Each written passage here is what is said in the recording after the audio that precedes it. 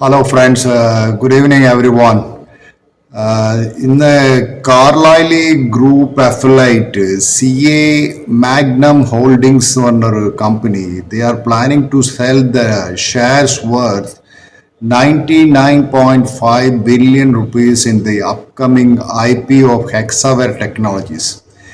ഈ എക്സവെയർ ടെക്നോളജീസിന്റെ ഷെയറിനെ കുറിച്ചിട്ട് നിങ്ങൾക്ക് അറിയാമല്ലോ. എക്സവെയർ എന്നുള്ള കമ്പനി ഇത് ഡീലിസ്റ്റ് ചെയ്ത കമ്പനിയാണ്, എക്സ്ചേഞ്ച് ചെയ്യുന്നത്. 2020 2020 അത് ഡീലിസ്റ്റ് ചെയ്ത കമ്പനിയാണ്. ആൻഡ് പ്രൊമോട്ടർ അത് 475 റുപ്യ പെർ ഷെയറിനെ ആക്സെപ്റ്റ് ചെയ്തിരുന്നു. അപ്പോൾ ഇത് ഇന്ത്യൻ ഈ എക്സ്ചേഞ്ചിൽ one of the first successful delisting on the Indian ബോസിംഗ് ഹൗസ് എന്ന് പറയുന്നത്.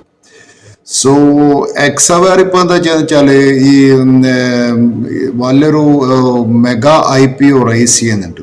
അതിൻ്റെ പ്രൊമോട്ടേഴ്സിനെ കുറിച്ച് ഞാനിപ്പോൾ പിന്നീട് പറയുക. ഇപ്പം ഇവര് IPO പിന്നെയും മാർക്കറ്റിൽ വരിക ചെയ്യുന്നത്. ഇവർ മാർക്കറ്റിൽ നിന്ന് എക്സിറ്റ് ചെയ്യായിരുന്നു 2020. ഇപ്പൊ പിന്നെ മാർക്കറ്റിലേക്ക് അവർ തിരിച്ചു വരുന്നത്. അതിന്റെ IPOന്റെ വാല്യൂ എന്ന് വെച്ചാൽ 5 to 6 ബില്യൺ എന്ന് പറയും. 5 to 6 ബില്യൺ. അവർ ആന്റിസിപ്പേറ്റ് ചെയ്യുന്ന പ്രൈസ് എന്ന് വെച്ചാൽ 1500 റുപ്യ പെർ ഷെയറിന് മുകളിൽ ഇനിയിപ്പോൾ ലിസ്റ്റ് ചെയ്യാൻ പോകുന്നത്. അപ്പോൾ നോക്കണം, ഇന്ത്യൻ ഷെയർ മാർക്കറ്റിൽ നിന്ന് കഴിഞ്ഞ ഡാറ്റ എടുക്കാൻ വെച്ചാൽ ഏകദേശം 200 കമ്പനികൾ പൈസ റേസ് ചെയ്തിട്ടുണ്ട് പോലും. അത് 200 കമ്പനികൾ 7 ബില്യന്റെ മുകളിൽ 2023 പൈസ ഇന്ത്യൻ ഷെയർ മാർക്കറ്റ് റേസ് ചെയ്യുന്നത്. 7 ബില്യൺ. അപ്പോൾ നോക്കണം എത്ര പൈസ നമ്മളെ മാർക്കറ്റിൽ നിന്ന് ഇവര് കമ്പനീസ് ഇൻവെസ്റ്റേഴ്സിന് എടുക്കുന്നത്. ഈ IPO highly premium price IPO പൈസ എടുക്കുന്നുണ്ടെന്നുള്ള കാര്യം. അത് കഴിഞ്ഞ കൊല്ലത്തിനെ അപേക്ഷിച്ച് നോക്കുമ്പോൾ it is double the amount raise last year എന്ന് പറയുന്നത്. അപ്പോൾ ഇനി ഞാൻ കാർലൈലി ഗ്രൂപ്പ് എന്ന് വെച്ചാൽ എന്താ നിങ്ങൾക്ക് പറയാം. ആരാണ് ഈ കാർലൈലി ഗ്രൂപ്പ്? ആരാണ് ഇതിന്റെ പിന്നിൽ ഈ കാർലൈലി ഗ്രൂപ്പ് എന്ന് വെച്ചാൽ ഇത് വലിയൊരു ഹ്യൂജ് എന്താ പറയുക, ഈ ഇൻവെസ്റ്റ്മെന്റ് ബാങ്കാണിത്. അത് ഈ കാർലൈലി ഗ്രൂപ്പ് 1987 ഒരു 5 പാർട്ട്നേഴ്സായിട്ട് തുടങ്ങിയൊരു കമ്പനിയാണ്. അവരൊക്കെ എല്ലാവർക്കും അവരുടെ ബാക്ക്ഗ്രൗണ്ട് ഫൈനാൻസിലും ഗവൺമെന്റിലുമാണ്. ഇത് തുടങ്ങിയ ആളെ പേര് എന്ന് വെച്ചാൽ വില്യം കോൺവേ എന്ന് പറഞ്ഞ ഒരാളാണ് ഇത് തുടങ്ങിയത്. പിന്നെ വേറൊരാളെ പേര് എന്ന് വെച്ചാൽ ഒരു വാഷിങ്ടൺ ബേസ് ചെയ്ത ലോയർ. അയാൾ പണ്ട് കാർട്ടർ അഡ്മിനിസ്ട്രേഷനിൽ വർക്ക് ചെയ്ത റൂബൻസ്റ്റൺ എന്ന അയാളുടെ പേര്. പക്ഷെ നിങ്ങൾക്കിത് വിക്കിപീഡിയയിൽ നോക്കിയാൽ കാണാൻ പറ്റും, ഇവരെ പേരൊക്കെ കാണാൻ പറ്റുമോ. ഇവരൊക്കെ മെയിൻലി ഉള്ള ബിസിനസ് ഈ ഡിഫൻസ് തുടങ്ങിയ സമയത്ത് എല്ലാവിധ ഡിഫൻസ് ബിസിനസ്സും ഇവരതായിരുന്നു. അപ്പോൾ അതിനെക്കുറിച്ച് ഞാൻ പിന്നെ പറയാം. പക്ഷെ ശരിക്ക് കാർലൈലി ഗ്രൂപ്പ് ആരാന്ന് ഓൺ ചെയ്യുന്നത് നിങ്ങൾക്കറിയോ? കാർലൈലി ഗ്രൂപ്പ് എന്ന് വെച്ചാൽ ഒരു global investment firm, 56 billion under the management whose equity stems largely from Saudi investors ആണ്. സൗദി അറേബ്യൻ്റെ പഴയ ലോങ് ടൈം ഇപ്പോൾ റിട്ടയർ ചെയ്ത് US അംബാസിഡർ ആയിരുന്നു അയാൾ. പേര് പ്രിൻസ് ബന്ദാർ ബിൻ സുൽത്താൻ ആയിരുന്നു. ഇയാളായിരുന്നു അതിൻ്റെ അകത്ത് വലിയൊരു പാർട്ട്ണർ. പിന്നെ അയാൾ അച്ഛൻ Saudi Arabian defence minister prince Sultan bin Abdul Aziz and the bin Laden family. Shafiq bin Laden എന്ന് പറഞ്ഞാൽ ഒസാമ ബിൻ ലാഡിന്റെ ബ്രദറാണ്. ആൻഡ് സൗദിയിലെ prince Al Waleed bin Al Talal. ഈ അൽ വലീദ് ബിൻ അൽ തലാല് ലോകത്തില് 8ാമത്തെ റിച്ചസ്റ്റ് പേഴ്സൺ ആണ്. അവരെ 2006 ഫോബ്സിന്റെ കണക്ക് പ്രകാരം അയാളെ വർത്ത് 20 ബില്യൺ. ഇപ്പൊ അതിന്റെയൊക്കെ 50 ടൈംസ് കൂടിയിട്ടുണ്ടാവും.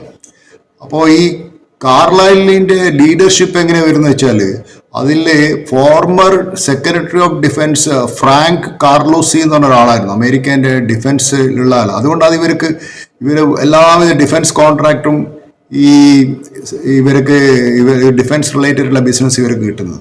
പിന്നെ വരുന്ന former secretary of state James Baker ആയിരുന്നു. പിന്നെ വരുന്ന former secretary of head Arthur Leavitt എന്ന് പറഞ്ഞ ഒരാളാണ്. ഫോർമർ FCC ചെയർമാൻ വില്യം കെനാർഡ് എന്ന ഒരാളാണ്. പിന്നെ വരുന്ന ഫോർമർ വേൾഡ് ബാങ്ക് ട്രഷറർ ആളെ പേര് അഫ്സന എന്ന് പറഞ്ഞൊരു ഫോർമർ വേൾഡ് ബാങ്ക് ട്രഷറായിരുന്നു. പിന്നെ ക്ലിന്റൺ അഡ്മിനിസ്ട്രേഷനിലെ White House chief of staff Mack എന്നുള്ള ഒരാളുണ്ടായിരുന്നു. പിന്നെ former office management and budget director Richard, former British prime minister John Major and former president of the United States George W. Bush was given അതിൻ്റെ അകത്തൊരു position അവരുടെ ബോർഡിൽ ഇയാൾ ഉണ്ടായിരുന്നു കാർലൈലിൽ. So ഈ കാർലൈലി എത്ര വലിയ കമ്പനിയാണെന്ന് നിങ്ങൾക്ക് ഇപ്പോൾ മനസ്സിലാക്കുന്നുണ്ടാവും. സോ കാർലൈലിൻ്റെ ഒരു ഇതെന്ന് വെച്ചാൽ ഈ പണ്ട് ഈ സൗദി അറേബ്യ യൂസ് ചെയ്തത് ഈ 2001 മാർച്ചിലെ ന്യൂയോർക്ക് ടൈംസിൽ വന്ന റിപ്പോർട്ടായത്. ജെയിംസ് ബേക്കർ അവർക്ക് പിന്നെ വലിയ പാർട്ടിസിപ്പേഷൻ കാർലൈലി ഗ്രൂപ്പിലുണ്ടായിരുന്നു. ജെയിംസ് ബേക്കർ എന്ന് വെച്ചാൽ ഈ കാർലൈലി ഗ്രൂപ്പിൽ നിന്ന് മാത്രം 180 മില്യൺ ഉണ്ടാക്കിയെന്ന് പറയുന്നു. അപ്പോൾ ഈ 2003 ഈ അയാള് ഒരു ലോ ഫേം തുടങ്ങി, ബേക്കർ ലോ ഫേം എന്ന് പറഞ്ഞിട്ട്. ഇതേ ബേക്കർ ലോ ഫേമിനാണ് സൗദി അറേബ്യൻ ഗവൺമെന്റ് ഈ ഹയർ ചെയ്തത് ടു സെപ്റ്റംബർ 11 സൗദികളെ രക്ഷിക്കാനായിട്ട് ഹയർ ചെയ്തത് ഇതേ ലോ ഫേമിനാണ്. സോ നിങ്ങൾക്ക് മനസ്സിലാക്കാൻ പറ്റുമല്ലോ. പിന്നെ ഒരുവിധം ഈ ഇവര് ചെയ്യുന്ന വെച്ചാൽ ഈ സൗദി അറേബ്യക്ക് സോഫിസ്റ്റിക്കേറ്റഡ് മിലിറ്ററി വെപ്പൺസ് സപ്ലൈ ചെയ്യും. പക്ഷേ സൗദി അറേബ്യക്ക് അത് യൂസ് ചെയ്യാൻ അറിയില്ല. അങ്ങനെ അമേരിക്ക അതിൻ്റെ അകത്ത് നിന്ന് വെപ്പൺസ് വിറ്റിട്ട് കുറേ പൈസ അതിൽ നിന്നുണ്ടാക്കി.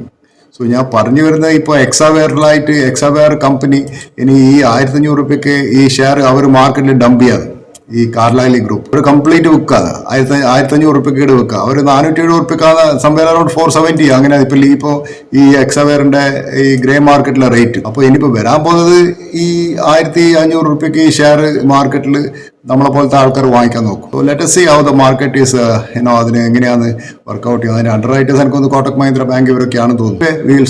Will talk later. അത് വന്നു കഴിഞ്ഞാൽ നമുക്ക് അതിനെ കുറിച്ച് സംസാരിക്കാം. ഇപ്പോൾ ഇന്ന് ഞാൻ ഈ ന്യൂസ് കണ്ട് പോയി കാർലൈലി ഗ്രൂപ്പിനെ കുറിച്ച് പറയണമെന്നുണ്ട് എനിക്ക് തോന്നിയത്. It's a very big people. So thank you. Have a nice weekend.